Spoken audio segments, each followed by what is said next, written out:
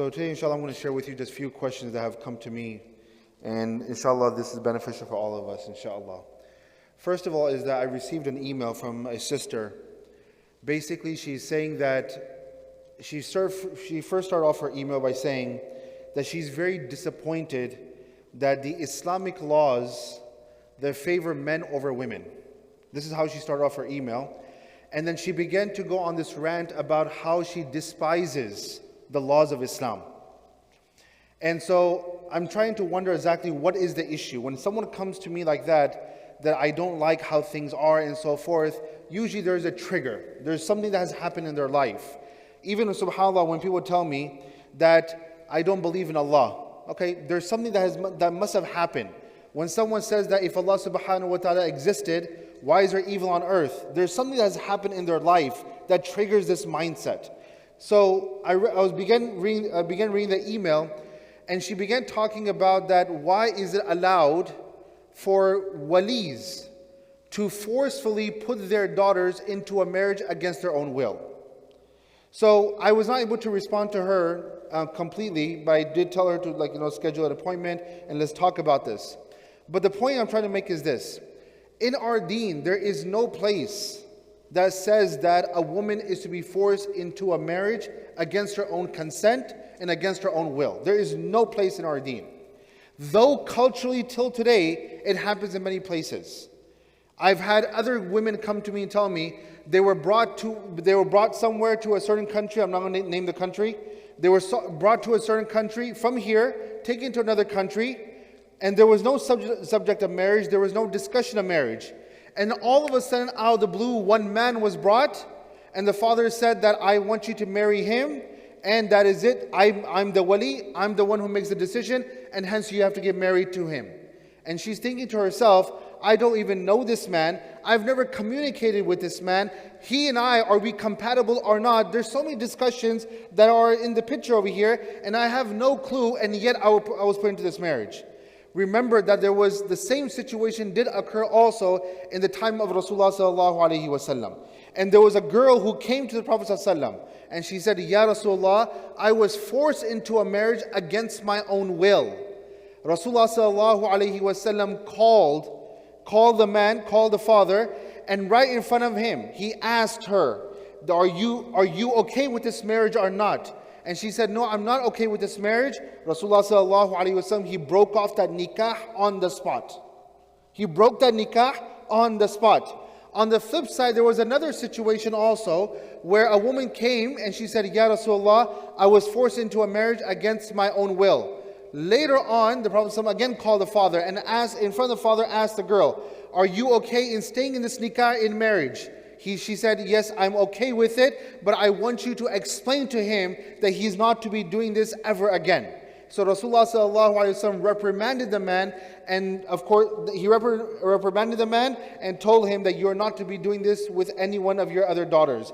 So the point is that there are things that are happening within our cultures, there are things that happen within certain families, that then people, especially our teenagers, our upcoming generation, they get a very bad taste of what Islam is. It's once again our job to bring about and show them the best picture of Islam, and this is clearly not Islam. Now, another issue that has come to my attention, and this is something I'm starting to see more and more often, especially with the divorce rates that are increasing in our society, in our communities. And what's happening is that I gave a talk about this several weeks ago, that when it comes to the laws of Allah subhanahu wa ta'ala, if we ever feel that there is another law that supersedes the laws of Allah subhanahu wa ta'ala refers to these people as al-zalimun. Allah refers to these people as the oppressors. And there's a full story mentioned in Surah An-Nur about this, and there are some ayat referring to this. You can go back to my previous video regarding that. But the point is this, is that many people are coming to me today and saying that, for example, their wives are saying that if by Sharia, I'm going to get only this much if I end up in a divorce, and if I go to court, I can get this much. And subhanAllah, there are some women, by the way, may Allah bless their hearts and give them a long life, inshallah, that they understand that they're going to get a lot less money. but they understand that they have a guilty conscience. They have some Allah and the reverence of Rasulullah ﷺ in their heart, and they say, I will take a little less, and I will not go through, for example, the court system. But subhanAllah, you'll be shocked how many women also today are saying, I will go to court. Why? Because I will get more. And they have openly said, I don't care about Sharia. I don't care what Allah and His Prophet ﷺ has declared and decided for me in my haqq. I want more, and they will go for that. First of all, they have to answer to Allah subhanahu wa ta'ala on the Day of Judgment. Clearly, there's no question about that. But at the same time, the question many men are asking me now is, how do we protect ourselves? Now, let's take a step back. I'm gonna answer another question. Some people have even come to me and asked me that even if we take certain steps prior to marriage to protect ourselves, is this proven from the Quran and the Sunnah of Rasulullah sallallahu alaihi wasallam? And the answer is yes. There is nothing wrong in protecting yourself. If you know that there is a potential situation that could cause you some serious financial damage, not only financial damage, psychological damage, emotional damage, and so forth, then yes, you can protect yourself. So quickly, I want to run through some things with all of you so you understand that even if you have kids, you might be married right now, but if you have kids and they are about to get married, you understand this. First of all is that there's something called premarital counseling. Premarital counseling basically is that both people are brought together to the counselor and they go through some certain things with them. They understand them. They go through, understand them, their family dynamics, how do they meet each other, how long they know each other, and so forth. And then they give them some advices. Me personally, when people come to me for premarital counseling, I usually have a set amount of questions, and I usually cover 20 areas, 20 areas of marriage. And by the way, I usually ask a lot of difficult questions and very uncomfortable questions when it comes to marriage and premarital counseling, because my belief is you rather address the difficult questions prior to marriage, otherwise you're going to have some major serious issues after marriage. And so this is one thing. Premarital counseling is one thing. Another thing that I will tell you all is there's something called prenuptials. And there's a very big misunderstanding when it comes to prenuptials. Prenuptials is not about how you're going to live with each other. That's not what prenuptials are. Prenuptials are related to only divorce. If in case this happens prior to the marriage, you need attorneys involved.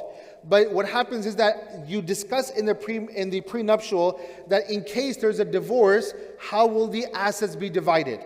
Now, usually when I tell Muslims about this, they're like, Shaykh, I don't want to be discussing about a divorce even when the marriage has not even taken place. But I'll tell you honestly, the amount of divorces that are taking place right now, and I've seen couples, wallahi, spending $300,000 in attorney fees, fighting at each other. I kid you not when I say $300,000. By the way, $300,000 for each party. Husband has spent $300,000. Wife has spent $300,000. I mean, when you say the word $300,000, you can almost buy a house over here. And yet they're fighting in court. Why? Because they don't have a prenuptial in place. They want more and more and more. So that is why it is very important that, yes, I understand, discussing divorce prior to a marriage can become a difficult discussion. But if you discuss this, even subhanAllah, a lot of women have also come to me and told me that we had a mahar mu'akhar, for example, in our contract. In our nikah contract, we had a mahar muqaddam and a mahar mu'akhar.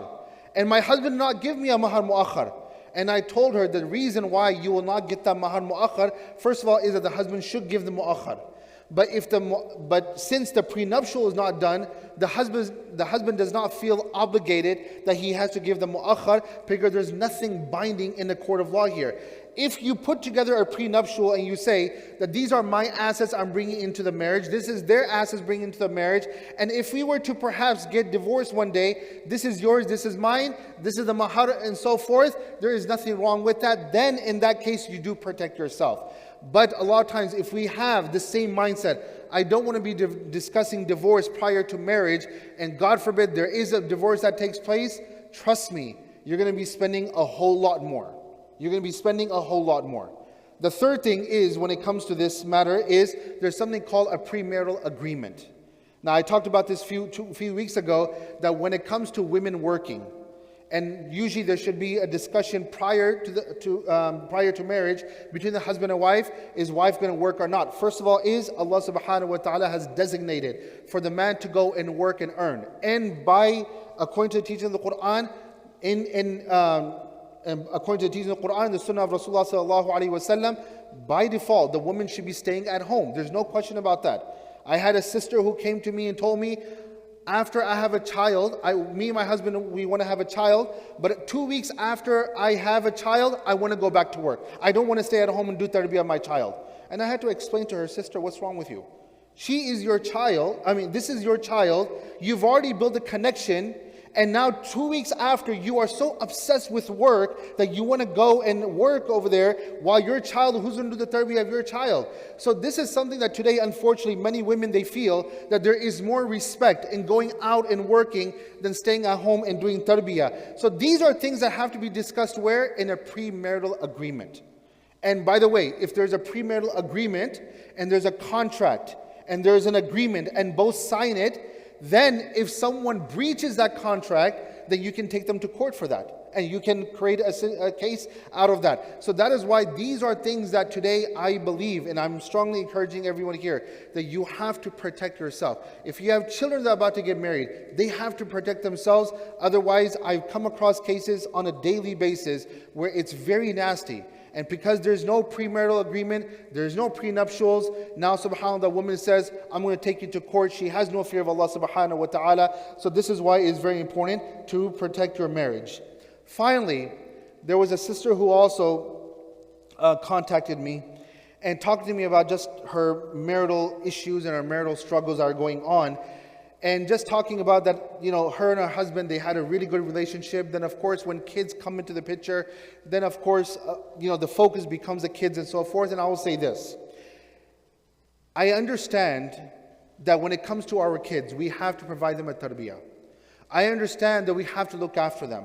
I understand that we have to teach them deen, teach them religion, and so forth. And we have to constantly look after them. But one advice I will have for everyone here, especially husband and wives, everyone here, and anyone who's watching and listening, you have to make sure that you cannot look after the kids at the expense of your marriage. The marriage, the relationship between a husband and wife, I will say this very bluntly, is the priority here.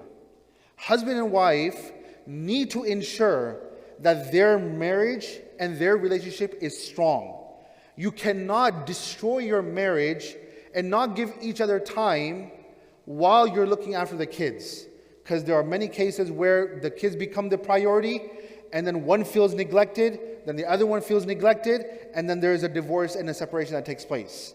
So that is why we have to protect our marriages, we have to protect our families. Wallahi, if the husband and wife focus on their relationship, and they make sure that they give their relationship time and commitment, then both husband and wife will be there for their kids. But if the husband and wife don't look after each other, and they don't look after their relationship, and they don't give time to their relationship in order for it to grow and so forth. And usually what happens is at the beginning of the marriage, there is a lot of happy times. But then later on down the road, there's no happy times and so forth. That is why the marriage of itself, in itself, has to be the priority. If the marriage is taken care of, then both husband and wife are going to give time to their kids. But if the relationship, there are a lot of families, the fathers don't give time at all to their kids. And subhanAllah, when you sit down with the father, why? Because my wife has neglected all my rights. And it happens also vice versa too. So that is why it is very important that when it comes to your kids, yes, you love your kids.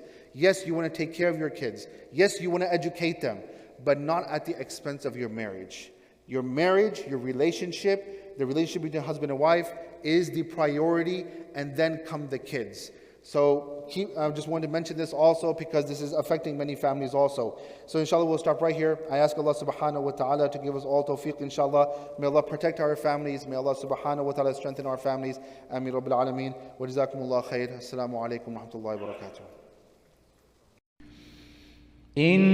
المسلمين والمسلمات والمؤمنين والمؤمنات والقانتين والقانتات والصادقين والصادقات والصابرين والصابرات والخاشعين والخاشعات والمتصدقين والمتصدقات والصائمين والصائمات والحافظين فروجهم والحافظات والذاكرين الله كثيرا والذاكرات أعد الله لهم مغفرة وأجرا عظيما.